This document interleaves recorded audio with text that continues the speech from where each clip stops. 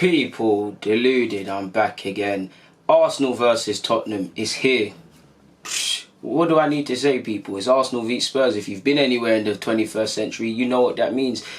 Both clubs might not be winning trophies and stuff, but let's be honest, it's the biggest game in the Premier League, to be fair, and it's the biggest derby in the Premier League. I personally think it's second only in terms of derbies to El Clasico, obviously excluding South American derbies, because them man there are madness. But obviously there's a lot of Arsenal bias there, and Arsenal and Spurs fans definitely don't get along on a lot, but I'm sure we'd both agree it's the biggest game. And obviously, both teams are not challenging for the league like that, but it's the biggest game in the calendar. That's the first one you look for. When are we going to play Spurs? When are Spurs going to play Arsenal? So you know what it means. It's a game where, honestly, people will get onto tactics, but tactics are out the window, really and truly, within reason. It will ironically come down to tactics like Liverpool, come down to finer margins, whether both teams, specifically in my opinion, the defence can remain focused for large periods, are able to follow their runners and are switched on in every regard like that, people. But it's Arsenal versus Spurs. It's a game where Pochettino and Emery, like I just said, they'll have their tactics. But really and truly, if they need to tell any of these players that they plan on playing on Sunday at 4:30, I believe, why they need to win this match and why they need to perform and leave everything on that pitch come 90 minutes, they shouldn't play and they cannot be trusted, really and truly. It's a game both teams. Obviously, no one's gonna die if we lose, but no team wants to lose. It's almost death, to be fair, to lose to Spurs. It's a sad feeling. It's a horrible feeling. It's ecstatic to beat them. Obviously, when you beat them, you harp on about it. When they beat us, they harp on about it. We live to banter each other and things like that. Obviously, in recent times, Spurs, definitely in my 24 years of being on this earth, the most competitive Arsenal versus Spurs has been. I remember a time Spurs was a walk in the park. They were just them boys down the lane. Ironically, I live closer to Spurs than I do Arsenal, but Thierry Henry and that. Yeah, man, now you're scared to, I wouldn't say you're scared to play Spurs, but you never know where it's going to go, people. There was a period at Emirates, it would always end 1-1. They'd take the lead and Kieran Gibbs or Oxlade would score. In recent periods, in fact, to be fair, we do alright at the Emirates. When was the last time they actually won at the Emirates, people? What was it? It must have been like 2010, that 3-2 where they came back from 2 goals down, or if it wasn't 2010, whatever year it was. That being said, they did beat us here in the league, in the League Cup last season. Emre's obviously got 4 points off them in the league. Long may that continue. There's both reasons for both teams to want to win. Arguably, since Pochettino's been there and Spurs have been competitive and had a core group of players, people, these are the most question marks I've seen being asked of Pochettino himself and of the players. There's rumours of players wanting to keep it moving out of the club. Obviously, Toby looks to be staying, but his future's going to be in air. Jan Vertonghen's not in the side and whatnot. You've got Eriksson. You've got Rose, who's still at the club, but he tried to leave, and allegedly he was at Watford's training ground on deadline day. And there's other players, I'm sure that I'm missing out 1 or 2, so there's uncertainties. And Pochettino does kind of in his press conference, I wouldn't say he's feeling the effects, but he kind of gives it away that all's not rosy as it might possibly seem. And he said, I swear he said it's the most unsettled his side has been since he's been there, if not word for word, something like that. There's big enough reason for Spurs to want to win this, people. If they lose to Arsenal, that would be 12 defeats in 22 games, allegedly, is a stat I saw on Twitter. If that's any other manager, potentially that's pressure on them, especially in the other top, if they're another top 6 side. To be fair, I'll check that stat again because I've shorthanded it, but I'm pretty sure that's what it said. For both teams, I'd say both teams should be confident about playing one another, but do not confuse for a second confidence with complacency. Looking at our rivals, if I'm Spurs, looking at that Liverpool game, yeah, Arsenal were good in the first half, in my opinion. Let's not get into the finer details. They had a tactical plan and whatnot, but Liverpool showed what can be done against Arsenal. And Arsenal, to be fair, with all due respect, is a bit of an open book with the frailties and our potential weak points. So there's possible reasons to play Spurs. I mean, for Spurs to want to play us. You probably doubt Arsenal can keep a clean sheet, to be fair, people. And you think if Kane can pull into channels and all of these sort of things, and you do your job, create uncertainty within the fan base and make it nervy at the Emirates, you have half a chance. Like I said, Spurs don't travel there well, and they came back against Villa. They got a point against City, which on the grand scheme of things is not a bad point, but it weren't the best of games from their perspective, conceding in both them 2 games there as well. Obviously, they lost to Newcastle, so question marks are being asked all over. There's obviously injuries which we'll get onto, but For me, you've got to be wary. Like I said, Spurs should be confident playing us. Arsenal should be confident based on what I've literally just said in my last sentence, how there's concerns over fitness, there's uncertainty, and all of these question marks and things. But both teams shouldn't confuse that, people, because Spurs still present a decent threat, in my opinion. For Arsenal, like I said, you want to try and capitalise on the fact that they've looked a bit shaky in a couple of games. They've lost to Newcastle and whatnot. We've lost to Liverpool, so we want to put I'd say it's a good time to both teams. It's a good time to play each other, but from an Arsenal perspective, this is the best time to play Spurs. Potentially after Liverpool's result, you want to put things right, people. You need to win this game. You can't afford to lose more ground. Obviously, I don't want to say you can, but it's still early in the season. But you can't really afford to. Also, from a Spurs perspective, why Arsenal should be wary. On top of that. And I forgot to say this, you have to be wary of teams when there's certain uncertainties and things and questions are being asked, not just them as footballers, but potentially as men. Spurs know that I'm an Arsenal fan, so I don't know what Spurs fans are saying and all of these sort of things. You've got to be wary of playing sides like this, because it's almost fight or flight. When your backs are against the wall, you either fight back in regards to what's repelling you to a wall, people, or you curl up in a ball like a little pussycat, essentially. So you've got to be wary of playing sides like this. Spurs, because of the way they are, and they haven't got the best of records at the Emirates. So that carrot of, I want to say, putting it in a positive favour, but showing their fans, yo, listen, I know we got a point, we got 4 points on the board, if it, potentially, yeah, they have got 4 points on the board, but we want to give you lot a consistent performance, and we want to show you lot what we can do, especially in the big game.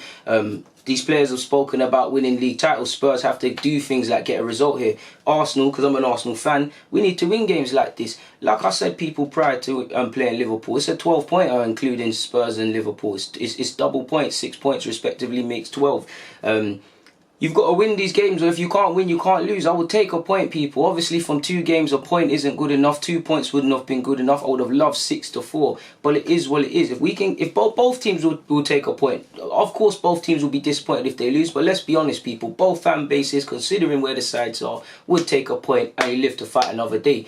But we've got to show we can win games like this, because we've just played Liverpool, we've got Spurs, United at the end of September. We've got to show you can win these games. We can't stop losing these games and not getting points and things. I'm kind of moving away from Spurs now. You've got to prove we can do things in this game, because if you look at it, yes, we had a good... I personally feel after Emre's come to this club, we've been a bit decent against top 6 sides. There's been some poor performances, but generally we've been decent. And we still got to improve in that. But it's really come down to how we played in the smaller games. But these are the games you have to win and put in encouraging performances. I'm confident as confident can be, but don't confuse it with overconfidence. Of course, the table will change when you get there, people, but it's 3rd versus 7th. We're actually in 3rd, which is positive, people. Both sets of players will be dying to win after what happened. From a Spurs perspective, in terms of injuries as well, people, obviously... Against Newcastle, Jan Vertonghen and Eriksen were left out. I don't think that was due to injuries. I'm just mentioning that. Pochettino's obviously mentioned the fact that Eriksen could leave the club, and when he talks about unsettled squads, you'd probably the first culprit is looking to Eriksen. In terms of injuries, apparently Ndombele is still carrying a knock. It will be touch and go, and he'll probably be dying to play in that game. Whether he plays is another factor. You've got injuries to Kyle Walker-Peters, which if you're looking at their right-back position, having left Trippier, again, I don't know if there's an academy player to step in, or they can obviously shift Dyer there, and there's other little tricks Poch can play up his sleeve, but that's potentially an area for us to look at, in my opinion, boy, to be fair with you. In terms of Emre, he's obviously got 4 points in the league against Spurs previously, and he wants to continue that. People will love you if you beat Spurs, and that could be a result to keep it going, to make us motivated to go and get top 4. If Arsenal beat Spurs or Spurs beat Arsenal, neither side should get excited at the fact of doing that, apart from bragging rights and banter and whatnot. But it could help you. Remember that feeling of winning. And again, it's double pointer, people. Like, it's Spurs v Arsenal, really and truly, people. It shouldn't... I shouldn't have to make this vid, to be fair with you, man. It really and truly is. Tactics to a degree go out the window. It's down to who wants it the most. Obviously... These games, I would say, been marred with controversy. Certain strikers love diving. To certain strikers and wingers of that team love diving on. I'm bantering Spurs fans. I'm not going to name culprits. I ain't no snitch in that. But you lot know who likes diving and them things. I'm sure Rob Holding will have something to say about certain individuals. And actually other England internationals in that side. A banter aside, we know Spurs have some good players, people. And it remains to be seen how they'll set up But I try to look at it as if I was Pochettino, people, and this is the first thing I'd kind of entertain. We'll look at it from both perspectives. First and foremost, if I'm an Arsenal fan, I've gone with, you lot know me, I'm always trying to bang the 4-3-3 drum, people. So I'm going with the 4-3-3 up front. Do I really need to say the three men up front in Pepe, Aubameyang and Lacazette? You've obviously, midfield's an interesting one. Ignore the writing, people. It's just reference points for myself, my terrible handwriting. And to make my terrible handwriting worse, apologies, I was writing it like this. But carrying on, people. If I was Poch, I mean, from an Arsenal perspective, if there is uncertainties over this right back spot, people, then whoever is going to play on the left out of the three, probably be Aubameyang, to be fair with you. I want to keep Pepe on the right. Probably be Aubameyang, to be fair. Could argue he couldn't be effective. He might not be as effective in that game, sort of thing, people. Maybe he can take advantage of pockets. But again, that's for my talking points. I'm distracting you lot. Whoever plays right back, Kyle Walker-Peters isn't there, so whether he does Dyer, whatever happens there, people, that is an area we need to target. So if Aubameyang's in that channel, if Kolasinac or Monreal get forward, we can create some 2v1 situations. Obviously, we can do the smart little integrated play between everyone. So right back is probably an area from the Spurs perspective that we've got to look at. But if I'm Pochettino, I'm looking to Arsenal's Maitland-Niles. He's not a right back by trade. He's had some good games there. He's had some shaky games there, people. That's the first area I'm looking to target, people, and create some situations out there potentially. You've still got Socrates and Luiz, who are I'm seeing the angle Emre's coming with their experience in that they're both probably winding down in their careers, but there's still teething problems between the two in regards to a partnership. Now, Luiz has spoken about being up for the game, and Luiz generally is a good defender, but you'd probably looking to target spaces, people. This will probably be Socrates. Luiz would be on the left because he's more comfortable. But you'd look to target these areas, people. Obviously, if they line up like this and Maitland-Niles gets forward, you want Son to come into these channels if he plays up front. It could be Son, it could be Moura. I'd play Son personally. Moura is quite good out there, but pull out into these areas and take advantage. If you go with Rose again, I don't know what Spurs are going to do. Create them situations 2v1. Drag Socrates out of position, people, to try and help. Then obviously, late runners. This could be Eriksen, this could be Dele Alli. Dele Alli probably the better example of these late runners. Comes down to our midfield now to recognise, to follow these runners, to be switched on and think, oh my God, we're playing Spurs. My defenders are out of position. Let me follow him. This is what it comes down to. Again, if Luiz has to come across, then you've got a certain individual in Harry Kane who has made a career in the Prem of hanging off that last shoulder. We don't want Kane in and around this semicircle. Kane, banter aside, Kane will work the channels, people, not just on this side. This is just a formation, but he'll get out there. You don't want Kane near a semicircle. He scored, that sounds so wrong. You don't want Kane near the semicircle area, people, because he's a demon. Like, let's be honest, he scored some great goals in the Premier League and he scored some cracking finishes against Arsenal. I swear there was one, he banged it from round here. So we've got to be switched on. If I'm Poch, that might be something I'm entertaining. Back to an Arsenal, in fact, I'm being rude. The midfield battle. We'll save the best to last, which is Arsenal, the team that's going to win on Sunday. Hopefully they don't make me look silly. Now, Ndombele's got fitness issues, people, and I've got these wrong. Winks is supposed to be here and Sissoko here, but let's just leave it as that for the sake of it, people. I've actually heard Spurs fans tweeting that Sissoko might play right back, so that's something for them. But I'll go with a three-man midfield purely because, and that hopefully that happens on Sunday. Spurs players cowering away in that. They have better runners. For whatever you say about Sissoko, let's actually swap this, people. Ignore this. This is Winks now, and this is Sissoko. For whatever people say about Sissoko, he's found a role for himself at Spurs and whatnot, and he's got the box-to-box engine. So I'm playing him, and I'm playing Ndombele. And what you should do against Arsenal, you'll find in these tactics things that say the same thing. Overrun this midfield. They have a more dynamic duo than us. Winks is basic, so Winks, I gotta take shots. My friend of mine knows I'm taking shots. He'll try and pick up the ball in real time, so they'll get here. And you get it, people. There's gaps we can obviously exploit, but obviously in real time things will be happening. Now they could go with Lemena, who is a workhorse and will defend and get into these positions. They could go with Eriksen, he's unsettled. I don't know. It could be Lucas Moura. It could potentially be Harry Kane, people. From an Arsenal perspective now, I said I'm going with a 4-3-3. There's a bunch of formations we could probably entertain. A 4-2-3-1 could be the thing, people, as well, depending on what happens. But I'm going with a 4-3-3. Maitland-Niles picks himself. Bellerin's not fit. Monreal, there's uncertainties, and that it comes down to how professional Monreal is. Can he ignore his alleged impending move to Sociedad and focus on the job at hand? I'd like to believe he can. I'd like to believe he's a model professional and he wants to relish potentially leaving on Sunday with one last sweetener.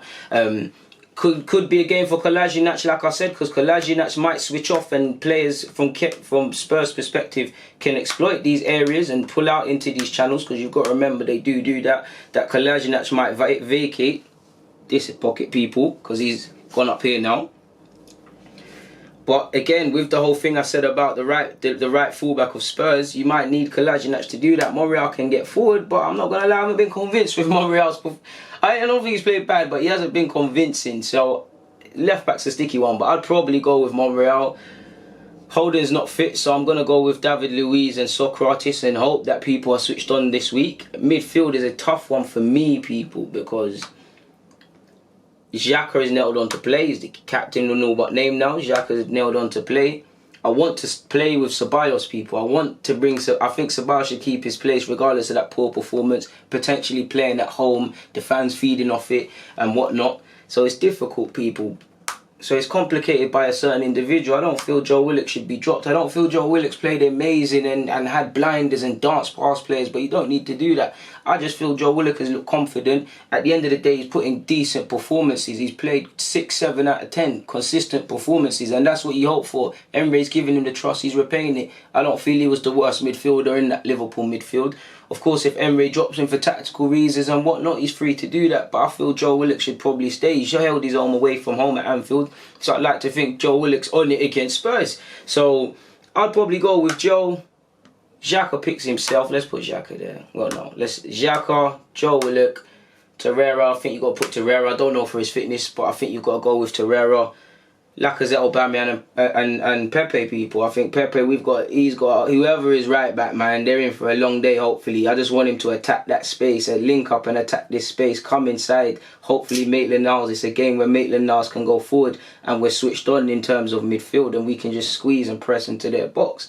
It probably won't be that game, and we don't have the midfield dynamic. We don't have a dynamic enough duo for that, but I want Pepe to play, people. I feel you got to play Lacazette, man. Lacazette is on it at the Emirates. There's a clear, big contrast in between his goals away from home and at the Emirates to a fair degree. I love Lacazette. I feel he's on big games anyways, and he's on playing at the Emirates, so he's got to get in the side. Aubameyang might have to do a job there, or if we can go with them two and do something. I don't know what we should do, or what Emre should do, but I feel unleash the three demons, to be fair with you. There's nothing on the bench in terms of if you've played your three aces, but I feel at home, potentially if you keep Ceballos, because I've been banging on Ceballos, so let's just say Ceballos, the front three, the fans can get behind that. Pepe, at Anfield, he was brave enough to keep going and whatnot. Yes, he should have scored, but the fans will get behind that. Arsenal fans, we've been crying for an outlet. If he does that at the Emirates and he puts some pressure on Spurs and he puts some nerves into Spurs, and that feeds positively into the fans and they get behind the team as a result of him being exciting, I think he'll feed off the energy positively if he puts in the performance to a degree which he did at Anfield. Hopefully he scores. I feel if I was serious, I feel, to be fair, the three first names on my team sheet when I was doing this, people, was Lucas Torreira, Pepe and Joe Willock.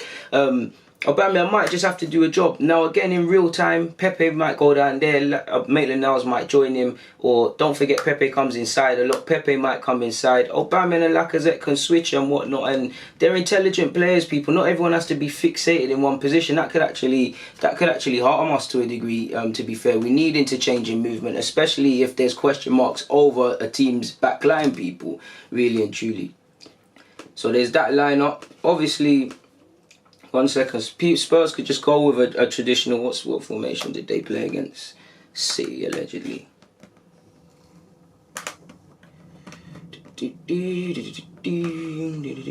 Spurs could just go with the typical 4-2-3-1, people. They could just go with it. Kane, for me, again, Spurs know their thing more than me, but Kane, Son, I don't know, Lucas Moura, Ericsson, Lemena, whatever. Whoever you want in the pivot, which if Ndombele is fit, for me, is him, because Ndombele can break them lines. Find Kane into these pockets, people. Again, movement is key. How we mark Kane is key, people. I'd play the dynamic duo. Sissoko got the engine room and the energy. Then Ndombele got that, and he's a wonderfully gifted technical footballer and can be very special if he carries on developing, in my opinion.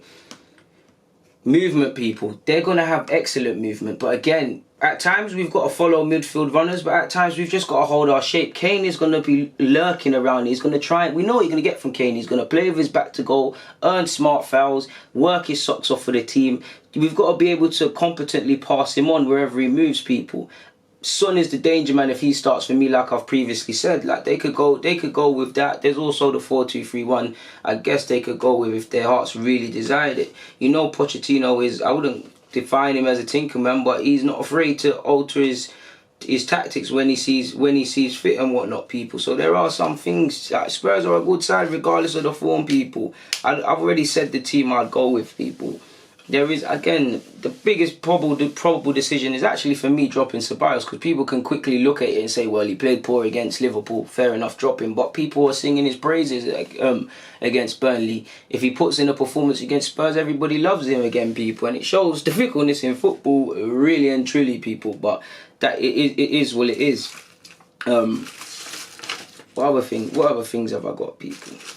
I think just to end it, I think I saw some stats in my lunch break that interested me.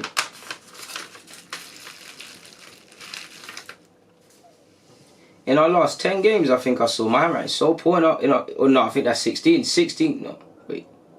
I mean, you know what? Forget that stat, people, man. I'll include that in side notes.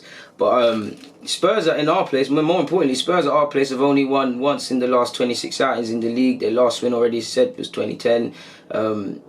5 of the last 14 goals in this fixture have been penalties, people. So I actually really should have mentioned that. Again, don't be naive. Follow runners. Be switched on, because it's not about the man in possession. Let's just say they're over there. The man in possession's here, and you're shuffling across as a result. It's about what happens in these situations, the runner off the ball. All it takes, people, for a penalty to happen is us not to be switched on, and for obviously the centre-halves to shuffle across, or the left-back and the centre-half to shuffle across. Ideally, they should do the same.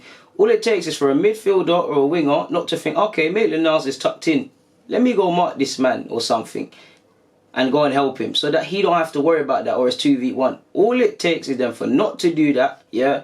Smart technical footballer to play that ball, see him running, he's making a recovery challenge, penalty happens, VAR, you know the rest of it. That could happen. We could get a penalty as well. We all remember when Aubameyang missed, not to name drop him, people. So there obviously could be a penalty. And we haven't lost back-to-back derbies since 2006, I believe, where we lost to Chelsea and West Ham. So that's an interesting stat, people. So we'll have to see what happens, man. We'll actually have to see what happens, man. There are some. I'd implore you to go and just type in Arsenal versus Spurs. There's all some different kind of stats and interesting points. In fact, I think I can actually go and find it for you, the stat I wanted to say, people, because I've got Google lined up here. Here we go. I knew it was 10, but I'm right. It's poor. How can a 10 look like a 16? It's a good thing I know football to a degree, and I've somehow managed to get employment. So carrying on, people. Arsenal have won just 2 of their last 10 in the league games against rival Spurs.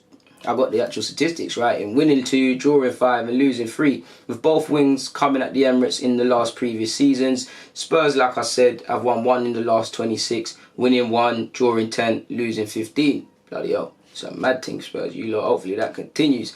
Obviously Spurs beat us in the League Cup last season. This is what Google was saying, people. I've already mentioned the 5 of the last 14. Yeah, in our last London derby, we lost to Crystal Palace. That was the extended bit, I guess. So yeah, man, we'll have to see what happens, man. Either way, it's not the end of the world if both teams, if a team loses. But yeah, at the same time, it is the end of the world, people. Hopefully, Arsenal are the victors and whatnot, and all of these sort of things. But I don't really think I have anything to add, people. If I haven't said it already, I'm going with Leno in goal, obviously. I'd probably lean towards Monreal if he can give me one last performance. So Leno, Monreal, Socrates and David Luiz. Joe Willock, Xhaka by default, Lucas Torreira, he needs to play. Pepe, Lacazette, Aubameyang, just fit them in, people, would be my lineup, to be fair. I've been here waffling for too long and I'm going to be late for football now, people. Ironically, I'm going to go five-a-side and pretend like I'm Lacazette. And to be fair, Kit is very nice, people. On that note, people, DG, I'm out. Thank you for watching and rocking as usual. Make sure you subscribe. Make sure you check out my podcast. Link is in the bio. Starting that up and bear with me as I'm evolving. But you don't know me, some decent content. Like I said, thank you for watching and rocking, people. Deluded.